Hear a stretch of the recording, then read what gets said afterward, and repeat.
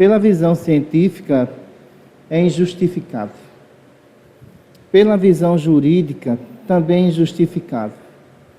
Mas por ideologia pode. Então, isso não tem fundamentos nenhum. Não tem fundamentos porque quando o jurista, quando ele fala ali, o jurista, e diz, olha, quem assinou a lei de aborto é responsável por cada morte. Ele está de acordo com tudo aquilo que a gente pensa aqui no mundo espiritual, de muitas criaturas dessas que defenderam o aborto, os que saíram em passeata defenderam o aborto, a maioria estão em regiões inferiores. Estão sofrendo as consequências disso tudo. No campo ideológico, claro, as pessoas, elas vão por falsa estatística. Eu sempre disse isso aqui nas minhas palestras. É impossível o Brasil ter 50 mil abortos clandestinos. Isso nunca existiu. E quando você parte para as estatísticas de alguns países que legalizaram, olha aí, era 6 mil, 10 mil, não era nada disso que falavam. Quando se trata de vida humana, nós temos que observar que toda a vida na Terra, ela acontece com a permissão de Deus. Como é que você pode interromper uma vida onde Jesus, ele veio trazer vida e esperança? Cada aborto cometido é uma história que não vai ser contada. Essa história não vai ser contada porque aquela criança, ela não teve a oportunidade de nascer, mas a ideologia se espalhou na cabeça da juventude, que está fazendo faculdades, onde a representação do professor é uma pura verdade que não pode ser questionada. Como não pode ser questionada? Estamos aqui em defesa de seres humanos que não nasceram, de seres humanos que sofrem no mundo espiritual, pelas deformações sofridas, através de atos brutais utilizados para o processo do aborto. Quando vocês viram aquele médico que era o doutor Aborto, né? Ele nunca tinha assistido uma cena daquela. Mas quando ele assistiu a primeira cena, ele refletiu, o que é que eu estou fazendo? Ganhei o título, doutor Morte, mas à custa disso, de uma criança que não pode se defender. Então vamos parar para pensar, porque eu não sou muito de teoria não, eu sou de buscar provas. E esse novo projeto nosso vem trazendo provas, porque não é só o Livro dos Espíritos, publicado em 1958, que é contra o aborto não, pessoal. Tem muita gente boa que diz, olha, é melhor eu adotar essa criança que você vai abortar. Olha, a gente faz de tudo, enxoval, e o que acontece muitas vezes? Aquela mãe que está com ideologia plantada, ela diz, eu prefiro matar do que dar meu filho a alguém. Então, no próximo mês, nós vamos ver o restante do documentário, para não ficar muito cansativo para vocês, certo? Quem quiser fazer pergunta, faça, dentro do assunto que estamos abordando, mas eu acredito que hoje vocês mudam um pouquinho mesmo, de pensamento com relação a muita coisa que você escuta. Os interesses jurídicos, os interesses políticos, eu tenho que ouvir a ciência. A ciência é a base fundamental da evolução do ser humano. Então, a questão jurídica, como é que a questão jurídica vai prevalecer sobre o aborto, onde a criança não cometeu nenhum crime? Me diga só. Você vai julgar o quê? Meu corpo, minhas regras, como falou aqui? Não, o seu corpo é seu, mas a vida que está ali dentro foi colocada por Deus. Como é que pode alguém condenar uma criança sem nenhum ato praticado? Ele não praticou nenhum crime. Então a gente já tira daí a visão jurídica, está fora disso aí. Ela já não entra. Ela está longe disso aí.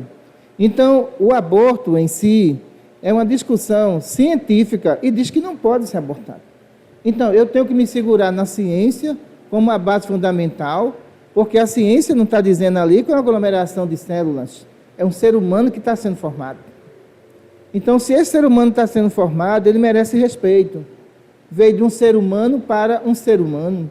E quando a gente parte para a questão política, ora, é o interesse pela minoria, não é pela maioria. A maioria, olha, 70% não aceita o aborto no Brasil. Se 70% não aceita o aborto, como é que tem 50 mil abortos? 70% não aceita. Então, é uma estatística falsa. Vocês, mulheres, coloquem na cabeça. Vocês é responsável pela construção de qualquer planeta no universo. Porque vocês têm uma responsabilidade enorme na lei de reprodução. Se não existissem as mulheres, né, as corajosas mulheres, os planetas deixariam de existir. A reencarnação não faz sentido. Então, como é que eu posso me basear em questão jurídica e ideológica? Não tem fundamento. Eu tenho que partir para a defesa da vida. Alguma pergunta?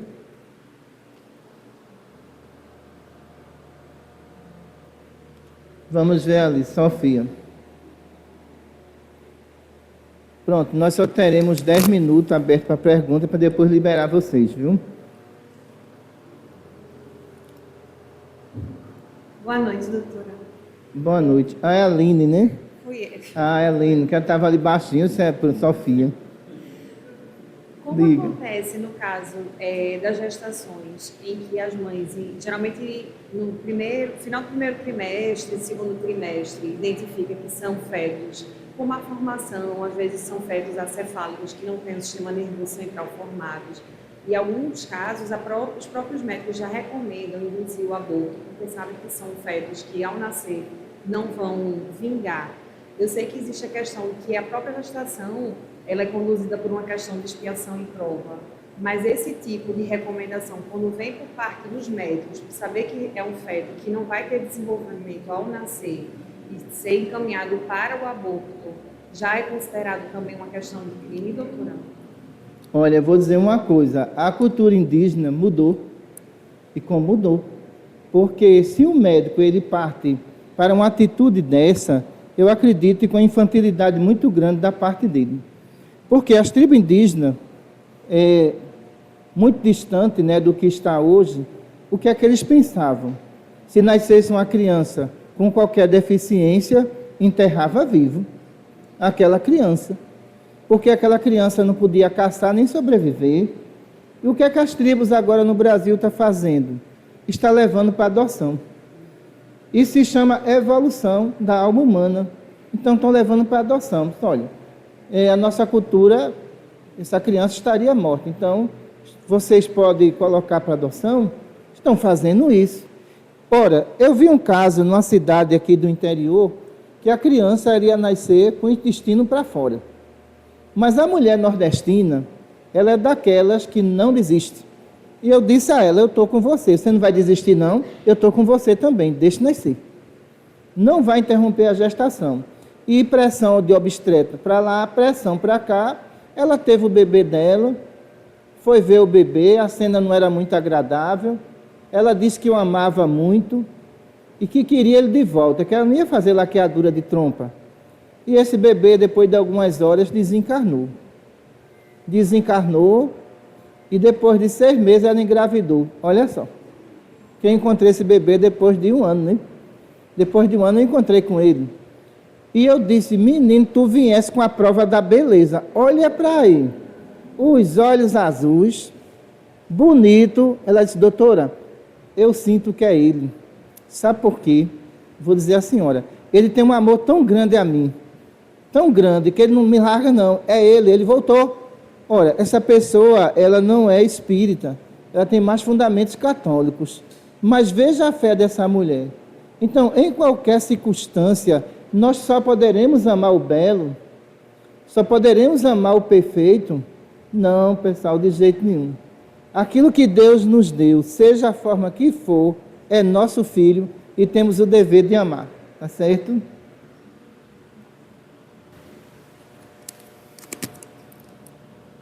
Boa noite. Boa noite. Coincidência ter mandado um pedacinho desse vídeo para seu Mandir essa semana e mostrar justamente aquele momento da fecundação do aquele clarão. Aí, aquele clarão corresponde exatamente ao quê? É uma ligação entre o espírito com a matéria ou o quê? Certo. O cientista filmou a fecundação, que aparece um clarão ali, né? Mas isso depende da evolução do espírito, aquele clarão, viu? Eles tiveram sorte. Tiveram sorte. Porque se você for pesquisar as fecundações de algumas entidades complicadas, então você vai ver que não aparece o mesmo clarão, ou às vezes não aparece nada. Porque ali o que a gente viu ali foi expansão na fecundação da intensidade do perispírito de um espírito que tem evolução, é diferente. Que ali todo o estado imunológico quem domina é ele, a condição gestacional da mãe quem domina é ele, já que ele predomina sobre a matéria. Agora, nem todos vão apresentar aquilo não, viu? Eles tiveram sorte em filmar aqueles. Porque se for assim, sabe o que vai acontecer? Vão dizer assim, vê se tem um clarão. Tem não, então mata. Não tem clarão? Eu quero um com clarão. O povo é desse jeito. Então, alguns vão fazer, mas não vai aparecer a mesma coisa.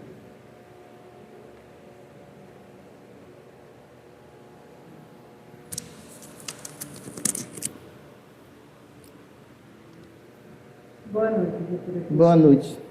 Como é que se explica espiritualmente os casos de óvulos anembrionários, que são aqueles casos que a mulher é identificada como está gestante, tem a formação do saco gestacional, mas que na realidade o óvulo não foi fecundado? Olha, eu já vi uma gravidez imaginária complicadíssima. E é impressionante que parece mesmo. Mas existe uma coisa ali que é chamada de elasticidade perispiritual, que é provocada pelo pensamento e a vontade. Esse pensamento e a vontade que está ali traz todos os sintomas de uma gestação. E nessa época, essa pessoa insistia que estava grávida. Você não está grávida, não. De jeito nenhum. Que a gente já viu o comportamento emocional e ansiedade por estar grávida e não estava. Então vamos fazer o seguinte, você tira uma ultrassom. Não vou tirar ultrassom não. Olha aí, eu tenho certeza do que eu estou dizendo. Então você tem certeza, mas você passou por um obstetra, eu também não quero ir para um obstetra. Não, você vai ter que ir. Então se você me provar que eu estou errada, tudo bem, eu aceito. Agora tira a ultrassom. E quando ela tirou, nem saco gestacional tinha. Era o quê? Pensamento e vontade e elasticidade abdominal provocada pela ansiedade de ser mãe, e ela chorou muito, mas a gente tem que buscar a verdade, né? Ela chorou muito, mas ela aceitou.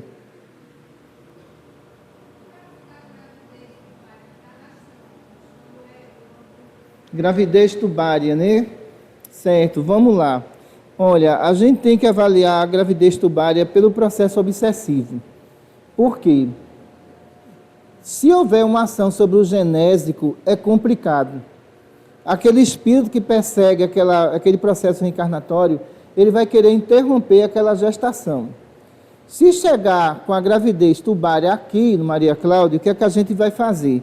A evocação dele e a cirurgia para que aquele óvulozinho desça para o útero. Dá tempo se ela chegar com 2 meses. Acima disso, dá mais tempo não. De jeito nenhum.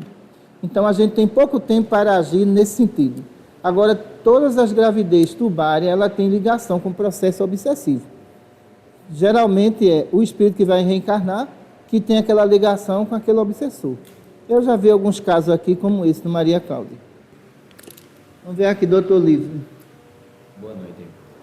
Boa noite. É sobre a gestação, que existe o saco gestacional, mas o embrião está ausente ali. O que determina que aquela estrutura ela não vai se desenvolver na barriga da mulher e naturalmente ela já vai ser expelida. Como explicar isso do ponto de vista espiritual? Olha, eu posso explicar isso pelo princípio de algum distúrbio hormonal. Seria desse ponto de vista aí. Não teria nenhuma ligação com o princípio espiritual. Porque na fecundação a gente tem que entender o seguinte. Na fecundação, primeiro princípio não é o vital, é o espiritual. Certo? Aí vem o princípio vital que vai acompanhar o espiritual. Então eu quero dizer com isso o seguinte, né? Os bonecos não estão aqui para explicar. Mas vamos lá. Então, por que nós somos contra o aborto? Porque numa gestação que está para vocês embrionária, na formação perispiritual ela já está com 9 meses. Entenda. Quem vai acompanhar esse princípio da formação de 9 meses é o princípio vital. Mas o espírito, o perispírito está todo formado ali dentro. Como é que você pode interromper isso? No princípio embrionário, pessoal, o princípio vital que está ali vai formando o que já está formado, que é o perispírito do espírito. Entendeu? Por isso que, quando diz assim, não, mas é um embrião, a gente pode matar, a dor é a mesma. Não tem diferença nenhuma. A dor é a mesma.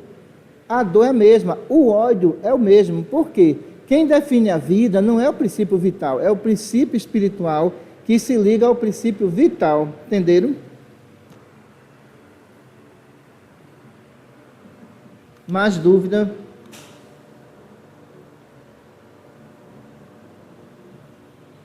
Alguns distúrbios também no sistema endócrino, é interessante em algumas mulheres com desejo de ser mãe, eu já observei também em alguns hospitais, que ela apresentava leite materno, olha aí. Mas olha, a gente não vai pela cabeça da pessoa que está informando. Então o que é que a gente faz? Vamos fazer o seguinte, procura uma endócrina, e quando chegou na endócrina, você não está grávida não, você está com problema hormonal. Entendeu? Não é que ela estava produzindo leite, não quer dizer que ela estava grávida. Então, a ciência espírita, ela é muito detalhista. A gente tem muito cuidado em passar a informação, porque chega uma mulher lá com distúrbio hormonal, então, de repente, ela está produzindo leite. Então, você vai dizer, você está grávida. Ela vai fazer um exame lá. E agora? Não, eu não estou grávida não. Como é que fica a gente? Então, por isso que ela não tinha sintoma de gravidez. Ela tinha distúrbio. E fez o tratamento, voltou à normalidade e não estava grávida, entendeu? Mas as últimas perguntas agora. Oi, doutora. Vamos lá. Vamos. No caso dos abortos que acontecem devido a estupro, como é que funciona na visão espiritual? Olha, o que eu venho dizendo aos espíritas, que muita coisa avançada e eles ficaram para trás. Se eu tenho a pílula do dia seguinte, dona Lina, tem a pílula do dia seguinte, uma mulher foi estuprada, necessariamente a pílula do dia seguinte vai interromper a fecundação. E tem todos os cuidados também, tanto da parte emocional, como também de medicações, está entendendo, para HIV, essa coisa toda. Aí o que acontece? Chega alguns espíritas desinformados, diz o seguinte, olha, a pílula do dia seguinte pode dar não, porque está abortando. Abortando o quê? O que não foi fecundado? Uma fecundação ela pode acontecer em 24 horas ou em 72 horas. Como é que você está abortando? Aí o que acontece? A mulher tem essa escolha de não engravidar por um estupro, aí chega os espíritas em rede social, fica dizendo que não pode. Isso é um sacrifício desnecessário. Porque, olha, a mulher que foi estuprada não é fácil para ela de jeito nenhum. E a questão da escolha relacionada ao trauma que ela sofreu, a escolha é dela. Se ela optar pelo aborto, a escolha é dela. Agora, a justiça divina vai observar a forma que esse filho foi gerado, a forma que essa pessoa ficou. Ela não tem estrutura nenhuma. A decisão que ela tomar, só quem vai realmente julgá-la é Deus, não somos nós. Terminou? Alguma dúvida? Quem tiver com dúvida, tem um aqui.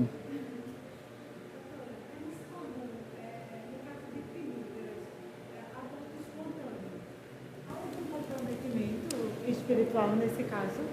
No caso que ela está dizendo aí, aborto espontâneo. Então veja só, o princípio espiritual já está formado. Aí vem o princípio vital, apresenta algum tipo de deformação. Aquele espírito não tem que passar por aquela prova. A justiça divina interrompe pelo princípio material, não é pelo princípio espiritual. Então, aquele aborto vai acontecer naturalmente e vai ter que ser interrompido. Por quê? Houve algum problema aí no princípio vital, não foi no espiritual. Então, aquela gravidez é interrompida pela justiça divina, o espírito não sofre danos nenhum e retorna mais uma vez, mas retorna sem a prova da deficiência, que ele não ia passar por essa prova. Então, nós temos que entender que o sistema da genética de vocês é muito complicado. Então, às vezes, pode envolver um gene lá, uns genes da tua avó, tataravó, agora. Não tem condições. Você tem que interromper ali aquele ciclo. E quando interrompe, volta tudo normal. Graças a Deus, como esse menino do interior voltou normal, entendeu? E está lá com a mãe feliz. Pronto, Juliana. Alguma dúvida, pessoal? Agnes, tem alguma dúvida, Agnes?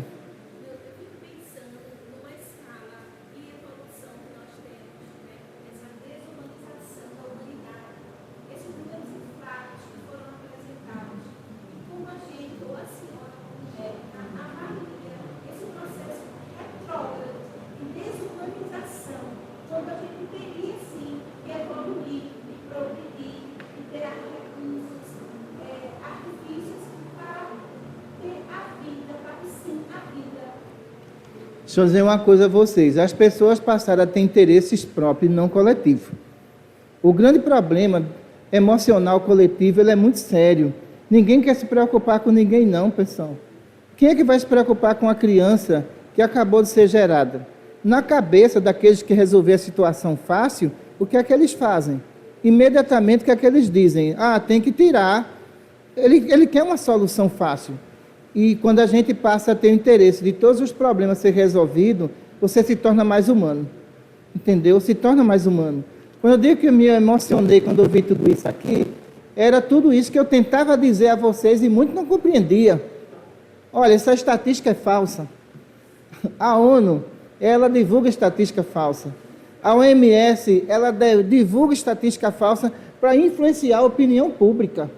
E quando você pega um documentário sério, de médicos sérios, cientistas sérios, juristas sérios, aí você passa a perceber o quanto vocês foram manipulados e não perceberam. Porque viram que no aborto, alguns viram, no aborto é a facilidade de livrar aquela criatura do problema. E eu estava com uma paciente aí, para a gente encerrar, então veja só, ela chegou para mim e disse assim, eu vou tirar essa criança, numa quinta-feira. Aí eu olhei para ela, o que foi que essa criança fez com você? Nada, eu estou sem condições nenhuma de criar a criança. Eu digo, o que é que tu precisa? Agora a gente resolve isso agora.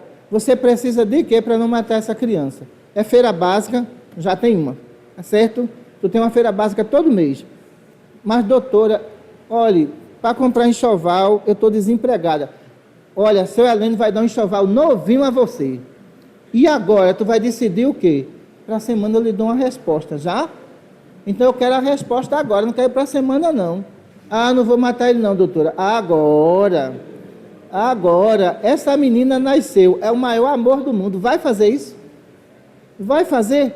Os cuidados dela, eu digo, criatura, tu ia fazer uma loucura, não? Ia, faça não, olha aí, olha, tua filha.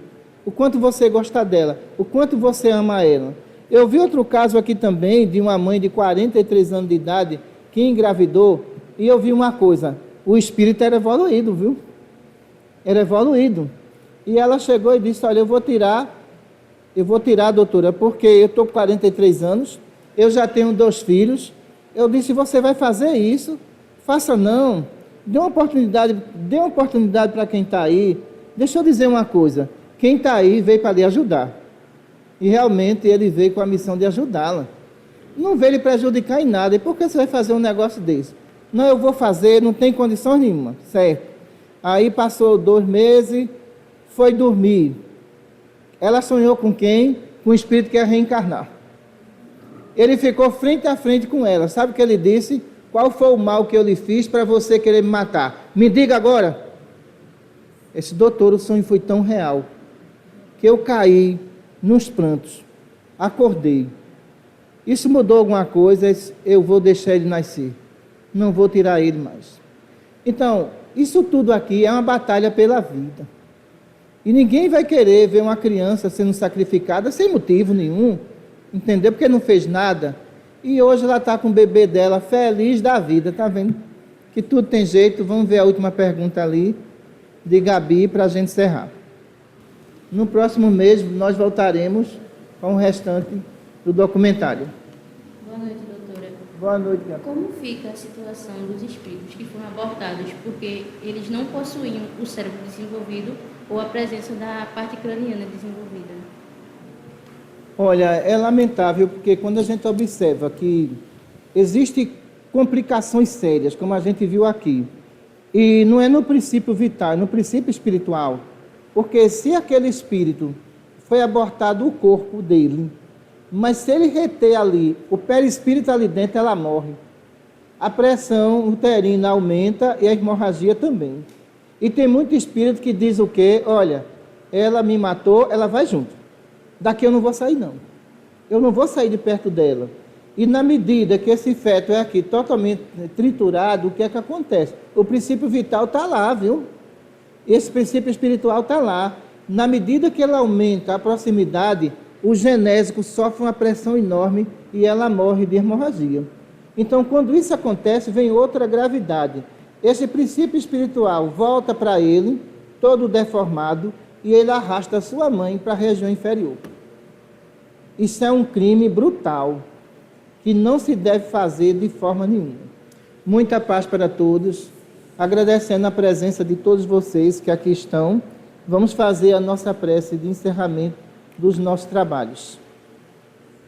Maria Santíssima, nossa Mãe Maior, Mãe que gerou Jesus e que acompanhou o seu sofrimento, em silêncio, Maria, orasse a Deus para que iluminasse as mentes aflitas e sobrecarregadas, para que essas mentes brotasse, Maria, o teu amor e a tua compreensão. Nos cobre, Maria Santíssima, com esse manto de amor. Cobre também aqueles que não tiveram oportunidades de ver a vida, Maria, de sentir o calor da sua mãe. Em teu nome, em nome de todos aqueles que foram abortados, damos por encerrado o nosso estudo. Muita paz para todos. Obrigado a vocês.